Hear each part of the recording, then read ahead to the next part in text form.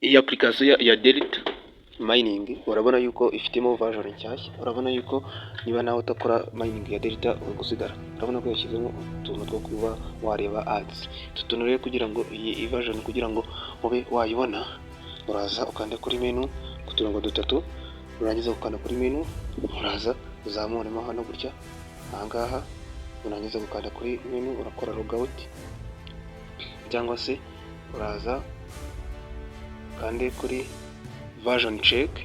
Nyuma yo gukanda kuri version check n'ahandi hantu ukora, uraza ukande kuri link ujye ku downloadinga application yawe cyangwa se mining cyangwa se Delta yawe.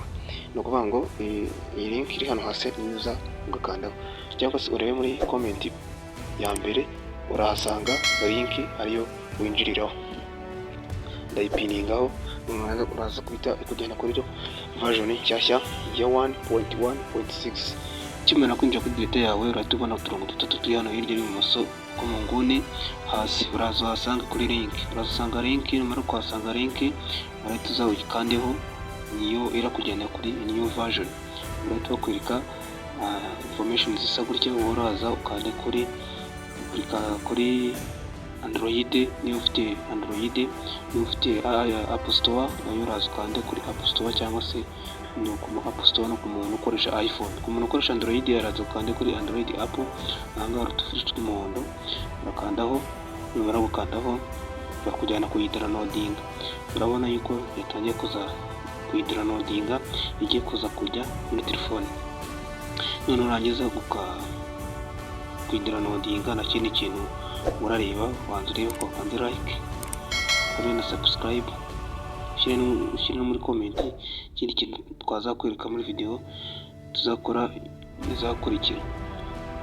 Noneho turayitegereza ibanze imare kuza.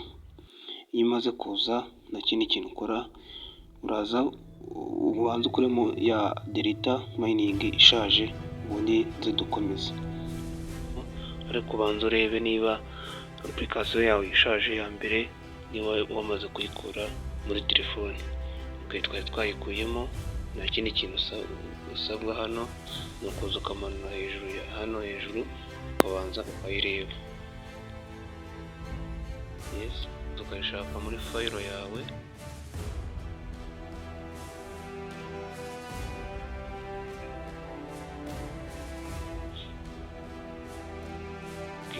Tugategereza gatoya ukajya kuri application.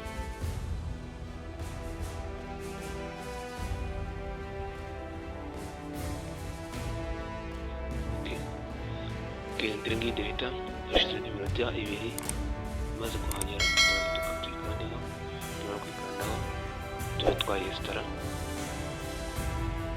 Guys, niba dufite Delta version nshyashya ya 1.1.6, urimo uracika ishaje urayikuramo, itazanemo uburyo bushyashya bwo kuba wakira ads bakaguha USDT bwari busanzwe bwavuyemo.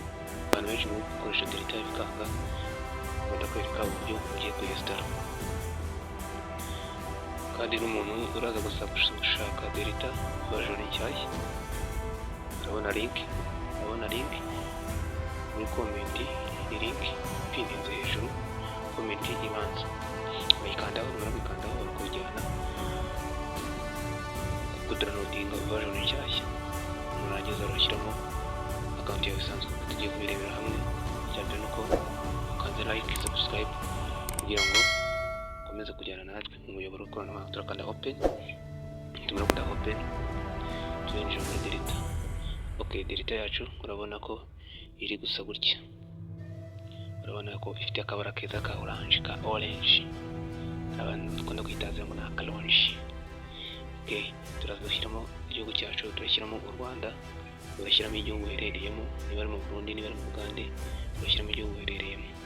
Twebwe turashyiramo u Rwanda, turi nguru. Turangiza dushyiramo ya nimero yacu ya telefone dushaka kugarura account yacu. Tumara kuyishyiramo turakanda kuri done, turebe ko ariyo, tukanda next. Tumara gukanda next turitegereza gatoya. Hari abantu iyo bageze ahangaha kuri start to factor verification, babasaba ko bashyiramo kode z'abantu bashyizemo secret circle. Mu by'ukuri nanjye ni mu bantu batigeze bashyira abantu muri secret circle, turabasanga hano, uragenda kandi kuri next, nurangiza uzi kugeraho.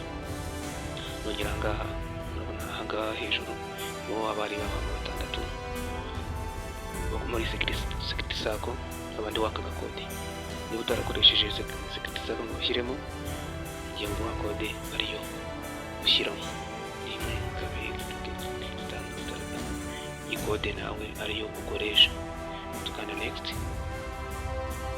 muri ukanda next, ukanda kuri iyi SMS verification. Numara kugera ahangaha, nta kindi kintu ukora, uraza ukanda kuri gate. Numara kugera kuri gate, ubundi uragera gutya, reke nta kindi kintu uza gukora. Nugera ahangaha, uraza ukande kuri global. Numara kugera kuri global, uraza uhitemo nomero ya 49, niyo nomero iri kubikora neza. Numara kugera kuri nomero uhitemo, urahita uza ukande kuri next step. Numara gukanda kuri next step, uragera ku gapaje gasa gutya. Wowe urabona ko baguhitiyemo SMS, urahitamo uburyo bwa WhatsApp.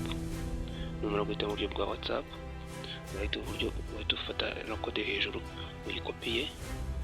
Numara gukopira kode hejuru, nta kindi kintu ukora, uraza kopiye nino nimero. Numara kuyikopiya, utujya muri WhatsApp yawe, uraza ujye kuri WhatsApp. Numara kuza kugera kuri WhatsApp, byose bikubiyemo. Ushaka uburyo bwa WhatsApp, yes. Numara kujya kuri uburyo bwa WhatsApp, turi ngiyi, tutinjira muri chat, tutwohereza ka message, tutwohereza. Iyo tumaze kohereza, tugaruka hano, tugahita dufreshinga, tuvuga ngo waiting time out or send number national mixture. Mu gihe cyo kohereza cyarangiye,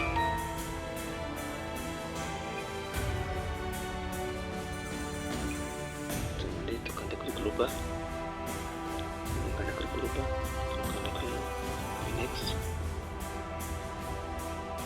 tukanda kuri next. Turakopiye ino link, tumara gukopiya ino link, turaza duhita tujya muri message za WhatsApp. Tujya muri message za WhatsApp, kohereza kano kode, kohereza kano kode.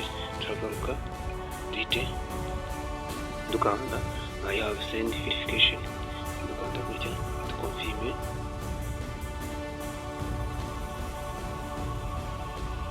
Gereza gatoya guys, ubikora witonze, biroroshye. Yes, urabona yuko byamaze gutungana. Yes, urabona yuko account yacu tuyisubiranye, dutangira kumayininga. Yes, urabona yuko duhaye version nshyashya. Noneho turangiza, ahangaha urabona yuko ari ads, ureba bakagohereza USDT. Reba ads buri minota, buri masaha 3. Okay, ads turazireba hano, turadukande ahangaha kuri video, reba ad. Ad zigera kuri 3, turangiza dukande kuri ad. Hano turebe ukuntu tubikora.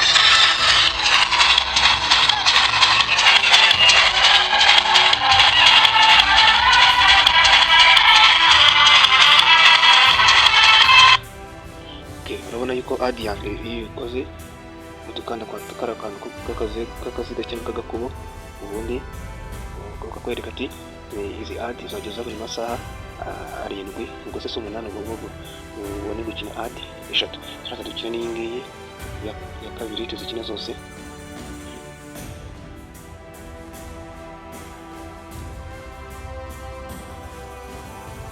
Dutegereza gatoya, urabona ko ari hejuru dufite iziri muri pending, iziri balance USDT, iziri earned.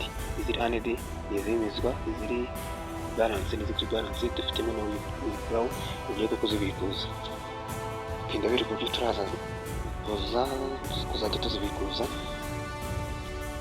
Guys, urabona ko bisaba kuba ufite telefone ifite network ihagije kugira ngo ukinezemo ad. Tugategereza gatoya, ibindi iyo byanze kupa telefone kujya ukagaruka muri application ukabona kwemera. Reka dukope telefone twongere tuyigarukemo turebe ko bikunda byose tubikuremo. Turangiza tugaruke muri security yacu.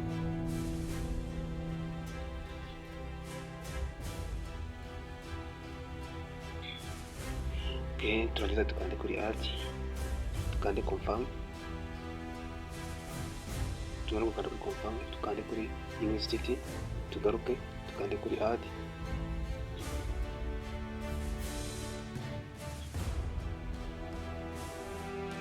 Yes, urabona ko bikunze.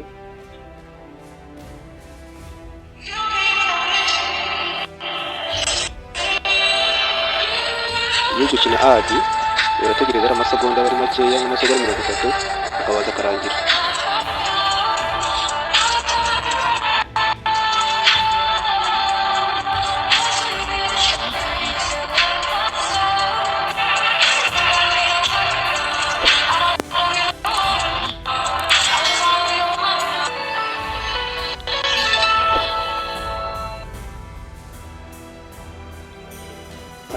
Adizi yarangije uraza ugakanda kwa akazi gakoresheje agakubo ibyo ngibyo birimo.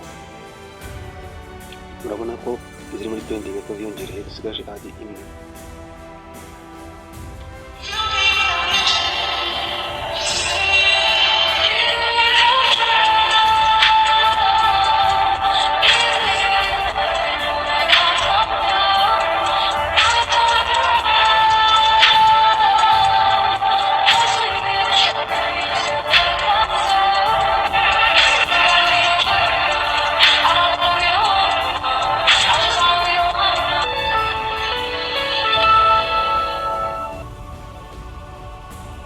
Yes, nayo turayisoje.